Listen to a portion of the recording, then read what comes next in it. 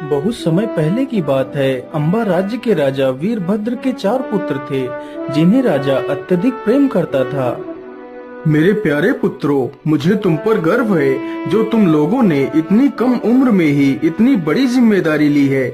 मेरे पुत्रों, तुम चारों को इस राज्य में हो रही सारी गतिविधियों पर ध्यान देने का कार्य सौंपा जाता है। तुम्हें पूरे राज्य में घूमकर यह पता लगाना है कौन मनुष्य सुखमय है तथा कौन दुखमय है, कौन व्यक्ति क्या कर रहा है और कौन क्या नहीं कर रहा है। ये सारी गतिविधियों पर तुम चारों को ध्यान देना है। जी पिताजी, हम चारों आपकी आज्ञा का पालन करेंगे। पिता की आज्ञा मिलते ही चारों पुत्र राज्य का हाल खबर लेने के लिए निकल पड़ते हैं।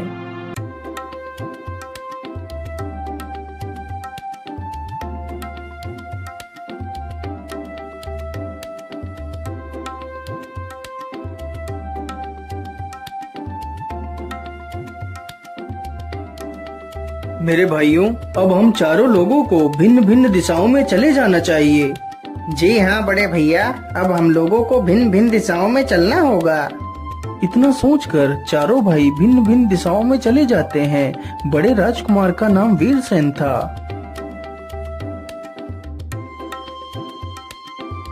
वीरसेन चलते चलते एक जंगल में पहुंचता है तो देखता है कि जंगल में 4 बहुत ही सुंदर घोड़े घास खा रहे हैं। अरे वाह, यह घोड़े तो कितने सुंदर हैं। मैंने आज तक इतने सुंदर घोड़े कभी नहीं देखे और इनकी नस्ल भी अलग है। लेकिन इतने ज्यादा आकर्षक घोड़े आखिर किसके हो सकते हैं? इतना कहते कहते वीरसेन की नजर एक पेड़ पर पड़ती है, जिसके नीचे एक साधु बैठकर अपनी तपस्या कर रहा है। अरे, ये साधु कौन है? कहीं यह घोड़े इस साधु के ही तो नहीं हैं? चलो इसे चलकर पूछता हूँ।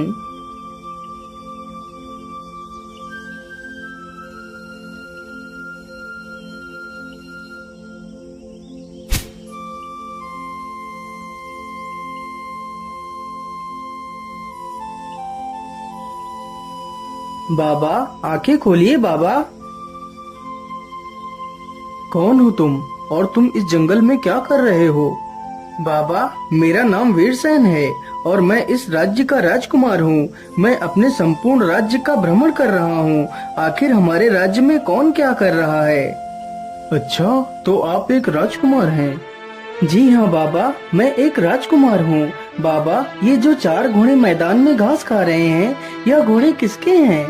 राजकुमार जी, ये चारों घोड़े मेरे हैं। वैसे राजकुमार, क्या तुम्हें ये घोड़े पसंद हैं? जी हाँ बाबा, आपके ये चारों घोड़े अद्भुत हैं। यदि आप बुरा न माने तो मैं आपके घोड़े की सैर करना चाहता हूँ। हाँ हाँ राजकुमार, क्यों नहीं। आप किसी भी एक घोड़े को सैर के लिए ले जा सकते हैं, लेकिन मेरी एक शर्त है। बोलिए बाबा, आपकी क्या शर्त है? राजकुमार, तुम जंगल में सैर करते वक्त जो कुछ भी देखोगे, तुम्हें मुझे उसका मतलब समझाना होगा और यदि तुमने उसका मतलब नहीं समझा पाया तो मैं तुम्हें पत्थर का बना दूंगा। और हाँ, याद रहे, तुम्हें यहाँ पर शाम होने से पहले ही आ जाना है। ठीक है बाबा, मैं आपकी शर्त से सहमत हूँ। इतना कहकर राजकुमार एक सुंदर सा घोड़ा अपनी सैर के लिए चुनता है और वहाँ से निकल पड़ता है।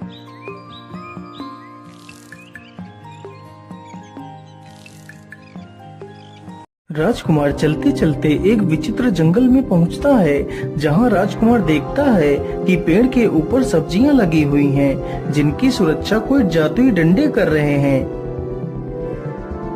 आखिर ये कैसा जंगल है जहां सब्जियां पेड़ों पर उगी हुई हैं और उनकी सुरक्षा या डंडे कर रहे हैं? राजकुमार यह दृश्य देखते हुए आगे बढ़ता हुआ चला जाता है। राजकुमार को घूमते घूमते काफी समय गुजर जाता है और जल्दी ही शाम भी होने वाली थी। अरे, अब तो जल्दी ही शाम होने वाली है। अब मुझे जल्दी वापस चलना चाहिए। इतना सोचकर राजकुमार वापस चल देता है। राजकुमार चलते चलते उसी जंगल से होकर गुजरता है तो देखता है जो डंडे बनकर सब्जियों की देखरेख कर रहे थे, अब वही डंडे एक हंसिया बनकर उन सब्जियों को काट रहे हैं। अरे, ये क्या? जब मैं यहाँ से गया था तो ये डंडे बनकर इनकी रखवाली कर रहे थे, अब वही डंडे हंसिया बनकर सब्जियों को काट रहे हैं। आखिर ये सब क्या हो रहा है? मुझे तो कुछ भी समझ नहीं आ रहा है। ये सब कुछ देखता हुआ राजकुमार साधु के पास पहुंच जाता है। आइए राजकुमार जी, बोलिए, तुम्हारी सैर कैसी रही और तुमने जंगल में क्या क्या देखा? बाबा, मैंने जंगल में बड़ी ही विचित्र घटनाएं देखी है। फिर राजकुमार ने जंगल में जो कुछ भी देखा था वह सब कुछ साधु को बताता है। अच्छा, तो तुमने जंगल में ये सब कुछ देखा, तो फिर चलो बताओ मुझे, ये सब कुछ देखकर तुम्हें क्या समझ आया? बाबा, मुझे माफ करिए, लेकिन यह सब कुछ देखकर मेरी तो कुछ भी समझ में नहीं आया है। यदि तुम्हें कुछ समझ में नहीं आया है, तो अब तुम्हें शर्त के अनुसार पत्थर बनना पड़ेगा। इतना कहकर साधु उसे एक पत्थर की मूर्ति बना देता है। उधर राजमहल में सिर्फ 3 ही राजकुमार लौट कर आए। अरे राजकुमारों, तुम्हारा बड़ा भाई वीरसेन कहाँ है? वह अभी तक लौटकर क्यों नहीं आया? पिताजी, इसके बारे में तो हमें कुछ भी नहीं पता। हम चारों भाई भिन्न भिन्न दिशाओं में चले गए थे। हो सकता है भैया को आने में अभी कुछ समय और लग जाए। धीरे धीरे पूरी रात गुजर जाती है, लेकिन राजकुमार वापस राजमहल नहीं आता। पुत्रों, रात से सुबह हो गई, लेकिन राजकुमार का तो कोई अता पता ही नहीं है। तुम तीनों जल्दी से जाओ और अपने भाई का पता लगाओ। तीनों भाई फिर से निकल पड़ते हैं और अपने भाई का पता लगाने के लिए भिन्न भिन्न दिशाओं में चले जाते हैं। तभी मंझला राजकुमार वीर प्रताप चलते चलते उसी स्थान पर पहुंच जाता है जहां पर वह चारों घोड़े घास खा रहे थे। राजकुमार वीर प्रताप भी उन घोड़ों की सुंदरता को देखता ही रह जाता है। तभी उसकी नजर उस साधु पर पड़ती है। साधु पर नजर पड़ते ही उसकी नजर बगल में खड़े अपने भाई वीरसेन की प्रतिमा पर पड़ती है। अरे ये क्या? यह प्रतिमा तो हूबहू मेरे बड़े भैया की तरह ही लग रही है। कहीं यह मेरे बड़े भैया ही तो नहीं है? चलो इन बाबा से पूछता हूँ। बाबा, आंखें खोलिए बाबा, मेरी सहायता कीजिए बाबा। कौन हो तुम और तुम्हें क्या मदद चाहिए? बाबा जी, मेरा नाम वीर प्रताप है और मैं अपने बड़े भैया को ढूंढ रहा हूँ। जो आपने यह प्रतिमा रखी हुई है, यह प्रतिमा हूबहू मेरे बड़े भैया की तरह ही है। अच्छा, तो ये तुम्हारा भाई है। इसे मैंने ही पत्थर का बनाया है, क्योंकि इसने मेरे सवालों के जवाब नहीं दिए थे। लेकिन बाबा, आखिर आपने ऐसे क्या सवाल पूछ लिए जो मेरे भाई ने नहीं बता पाए? फिर वह साधु राजकुमार को सारी घटना के बारे में बताता है। यह सुनकर राजकुमार वीर प्रताप हैरान रह जाता है। राजकुमार, तुम दुखी मत हो। यदि तुम चाहो तो मैं तुम्हारे भाई को फिर से जीवित कर सकता हूँ। हाँ हाँ बाबा, मैं यही चाहता हूँ कि आप जल्दी से मेरे भाई को ठीक कर दीजिए। हाँ हाँ राजकुमार, मैं तुम्हारे भाई को जरूर ठीक कर सकता हूँ, लेकिन एक शर्त पर। तुम्हें भी मेरे सवालों का जवाब देना होगा। लेकिन बाबा, मैं तुम्हारे सवालों का जवाब भला कैसे दे सकता हूँ? मैंने तो उस दृश्य को अपनी आंखों से देखा ही नहीं है। राजकुमार जी, इसमें देरी किस बात की? आप मेरे एक घोड़े को ले जा सकते हैं और खुद अपनी आंखों से जाकर देख सकते हैं। तुम्हें उस जंगल में क्या क्या दिखाई देता है, तुम्हें उसका सारा वृत्तांत मुझे समझाना होगा। यदि तुम मुझे उस दृश्य को समझाने में असमर्थ रहे, तो तुम्हें भी पत्थर का बनना पड़ेगा। हे भगवान, और तो कोई दूसरा रास्ता भी नहीं है मेरे भाई को बचाने के लिए। मैं ऐसा करता हूँ, इसकी शर्त को मान लेता हूँ। ठीक है बाबा, मैं आपकी शर्त से सहमत हूँ। इतना कहकर राजकुमार एक घोड़े पर सवार होता है और वहाँ से निकल पड़ता है। राजकुमार चलते चलते उसी जंगल से होकर गुजरता है तो देखता है कि एक नवजात बछिया जिसने कुछ देर पहले ही जन्म लिया है, वह अपनी माता को स्वयं का दूध पिला रही है। अरे ये मैं क्या देख रहा हूँ? एक नवजात बछिया जिसने कुछ देर पहले ही जन्म लिया है, वो अपनी माता को ही दूध पिला रही है। ये कैसे हो सकता है? ये दृश्य देखकर राजकुमार को कुछ भी समझ में नहीं आया। राजकुमार फिर जंगल में आगे चल देता है। राजकुमार को चलते चलते काफी समय बीत जाता है और जल्दी ही शाम होने वाली होती है। अब तो जल्दी ही शाम होने वाली है, अब मुझे जल्दी से वापस चलना चाहिए। इतना सोचकर राजकुमार वहाँ से चल पड़ता है और शाम होने से पहले राजकुमार साधु के पास पहुँच जाता है। आइए राजकुमार जी, बोलिए, तुम्हारी सैर कैसी रही और तुमने जंगल में क्या क्या देखा? फिर राजकुमार ने जंगल में जो कुछ भी देखा था वह सब कुछ साधु को बताता है। अच्छा, तो तुमने जंगल में ये सब कुछ देखा, तो फिर चलो बताओ मुझे, ये सब कुछ देखकर तुम्हें क्या समझ आया? लेकिन बाबा, उस दृश्य का मतलब मुझे कुछ भी समझ में नहीं आया। राजकुमार ने जैसे ही उत्तर नहीं में दिया, वह तुरंत ही एक पत्थर में बदल जाता है।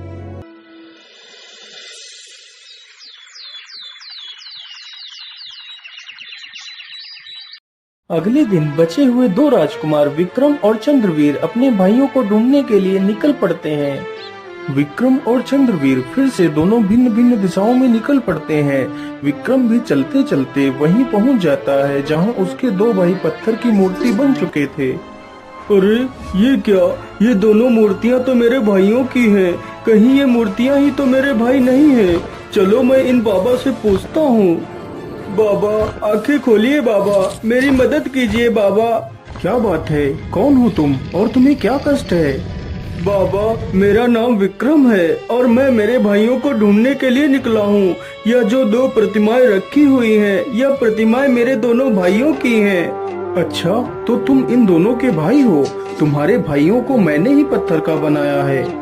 ये आप क्या कह रहे हैं? लेकिन आपने मेरे भाइयों को पत्थर क्यों बनाया है? फिर साधु उसे सारी कहानी बताता है और उसे भी वही सारी बातें कहकर जंगल की तरफ भेज देता है। विक्रम चलते चलते उसी जंगल में पहुंच जाता है तो देखता है एक बूढ़ा व्यक्ति लकड़ियों का गट्ठर सिर पर रख कर ले जा रहा है और उसके रास्ते में जितनी भी लकड़ियां मिल रही हैं, वह उन्हें भी उठाता हुआ चला जा रहा है। अरे ये क्या, इस बूढ़े व्यक्ति ने तो सिर पर एक लकड़ियों का गट्ठर लाद रखा है, फिर भी रास्ते में पड़ी हुई लकड़ियों को उठाता हुआ चला जा रहा है। ये कैसा व्यक्ति है? ये दृश्य देखकर राजकुमार को कुछ भी समझ में नहीं आता और वह वापस साधु के पास चला जाता है। फिर वह राजकुमार सारा वृत्तांत उस साधु को सुनाता है, लेकिन उस दृश्य का मतलब साधु को समझा नहीं पाता, जिसकी वजह से राजकुमार विक्रम भी एक पत्थर की मूर्ति में तब्दील हो जाता है।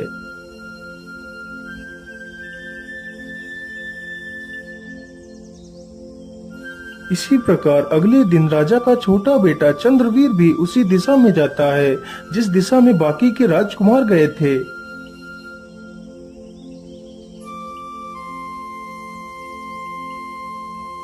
अरे वाह, यह घोड़े तो कितने सुंदर हैं। ऐसे घोड़े तो हमारे पूरे राज्य में कहीं भी नहीं है। तभी राजकुमार की नजर मूर्ति बने अपने भाइयों पर पड़ती है।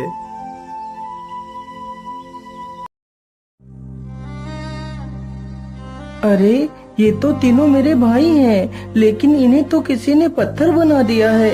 हे भगवान, ये क्या अनर्थ हो गया। मेरे भाइयों को किसी ने पत्थर बना दिया। तुम्हारे भाइयों को मैंने ही पत्थर बनाया है। लेकिन आपने मेरे भाइयों को पत्थर क्यों बनाया है? फिर वह साधु सारी कहानी चंद्रवीर को सुनाता है और उससे भी वही शर्त रखता है जो बाकी के राजकुमारों से रखी थी। राजकुमार चंद्रवीर भी एक घोड़े पर सवार होता है और निकल पड़ता है। राजकुमार चंद्रवीर भी उसी जंगल में पहुंचता है तो देखता है एक बड़ा सा तालाब अपने पानी से 3 छोटे छोटे तालाबों को भर रहा है। यह दृश्य देखकर राजकुमार चुपचाप उस दृश्य को देखता रहता है। कुछ ही देर में तीनों छोटे छोटे तालाब पानी से भर जाते हैं, लेकिन वह बड़ा तालाब पूरी तरह खाली हो जाता है। यह दृश्य देखकर राजकुमार वापस उसी साधु के पास जाता है तो साधु के पूछने पर वह राजकुमार भी उस दृश्य का मतलब नहीं समझा पाता और वह भी एक पत्थर की मूर्ति बन जाता है। उधर जब राजा के चारों बेटे एक एक कर गायब हो गए तो राजा को चिंता हुई। लेकिन मंत्री जी, ऐसा कैसे हो सकता है? मेरे चारों बेटे एक एक कर गायब हो गए। आखिर वह चारों कहाँ गए होंगे? वह जरूर किसी बड़ी मुसीबत में पड़ गए होंगे।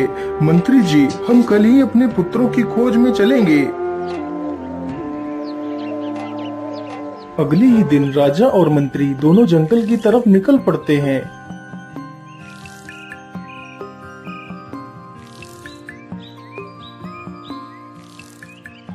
महाराज, हम अपने चारों राजकुमारों को ढूंढने के लिए तो निकल पड़े हैं, लेकिन हम उन्हें ढूंढेंगे किस दिशा में? मंत्री जी, मेरा बड़ा पुत्र दक्षिण दिशा में गया था और वापस नहीं आया। यह बात मुझे मेरे तीनों पुत्रों ने बताई थी। इसका मतलब है मेरे चारों बेटे दक्षिण दिशा में ही गायब हुए हैं, इसलिए हम दक्षिण दिशा की ओर ही जाएंगे। इतना कहकर दोनों दक्षिण दिशा की ओर चल देते हैं। दोनों चलते चलते उसी स्थान पर पहुंच जाते हैं जहां पर उनके चारों बेटे पत्थर बन चुके थे। महाराज, उधर देखिए, कितने सुंदर घोड़े हैं। यह दिखने में तो कितने अद्भुत हैं महाराज। राजा मंत्री की बातों पर कोई ध्यान नहीं देता। वह तो सिर्फ अपने पुत्रों को ढूंढने के लिए निकला था। तभी उसकी नजर उसके पुत्रों की प्रतिमाओं पर गई। राजा समझ गया यह उसके पुत्र ही हैं। राजा चुपचाप घोड़े से नीचे उतरता है और अपने पुत्रों के पास जाता है। आइए महाराज, आपका स्वागत है। तो ये चारों आपके ही पुत्र हैं? हाँ साधु बाबा, ये मेरे ही पुत्र हैं, लेकिन इनका ये हाल कैसे हुआ है? महाराज, मैंने ही इन चारों को पत्थर बनाया है। लेकिन आपने इन्हें पत्थर क्यों बनाया है? क्योंकि महाराज, आपके ये चारों पुत्र मेरे किसी भी सवाल का जवाब नहीं दे पाए हैं। लेकिन आपने इनसे ऐसे क्या सवाल पूछे हैं जो इन्होंने नहीं बता पाए? महाराज, यदि आप मेरे सवालों के सही जवाब दे दें तो मैं आपके पुत्रों को फिर से ठीक कर सकता हूँ। हाँ हाँ, पूछिए साधु, तुम हमसे कौन से सवाल पूछना चाहते हो? महाराज, मैं आपके बड़े पुत्र का सवाल बताता हूँ। आपके बड़े पुत्र ने जंगल में देखा कि पेड़ पर ढेर सारी सब्जियाँ लगी हैं, जिनकी रक्षा कुछ डंडे कर रहे हैं, लेकिन बाद में वही डंडे एक हंसिया बनकर उनकी सारी सब्जियों को काट रहे हैं। महाराज, यदि आपको भी यह दृश्य देखना है तो आप मेरे किसी भी शाही घोड़े को ले जा सकते हैं। नहीं नहीं साधु, इसके लिए तुम्हारा शुक्रिया।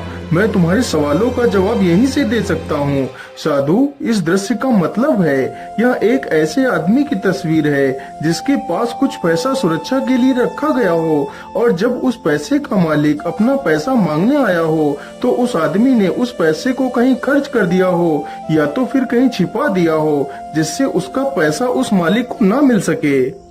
राजा ने जैसे ही अपना वाक्य पूरा किया तो उसका बड़ा बेटा उसके सामने जिंदा और तंदुरुस्त होकर खड़ा हो गया। महाराज, अब मेरा दूसरा सवाल सुनिए। तुम्हारे दूसरे बेटे ने एक नई पैदा हुई बछिया को देखा जो अपनी माँ को दूध पिला रही थी। इस दृश्य का मतलब क्या है? अरे साधु, बड़ी ही अजीब बात है कि उसको यह देखकर किसी ऐसी स्त्री की याद क्यों नहीं आई जो अपनी बेटी की कमाई पर जिंदा रहती हो।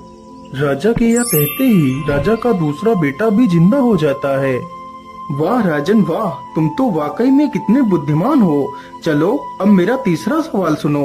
तुम्हारे तीसरे बेटे ने देखा था कि एक बूढ़ा व्यक्ति जिसने अपने सिर पर लकड़ियों का गट्ठर रखा हुआ था, वह फिर भी रास्ते में चलते हुए लकड़ियों को उठाता हुआ चला जा रहा था। इसका क्या मतलब हो सकता है? साधु, ये इस बात को दर्शाता है कि कुछ लोग ऐसे भी होते हैं जिनके पास जो कुछ भी होता है वह उससे संतुष्ट नहीं होते और उनको हमेशा और ज्यादा की इच्छा बनी रहती है। राजा के इस उत्तर को बोलते ही तीसरा बेटा भी जीवित हो जाता है। महाराज, अब मेरा चौथा और अंतिम सवाल सुनो। तुम्हारे चौथे बेटे ने एक बड़ा सा तालाब देखा था जो 3 छोटे छोटे तालाबों को अपने पानी से भर रहा था, लेकिन अंत में वह बड़ा तालाब पूरी तरह खाली हो जाता है और वह तीनों छोटे छोटे तालाब भर जाते हैं।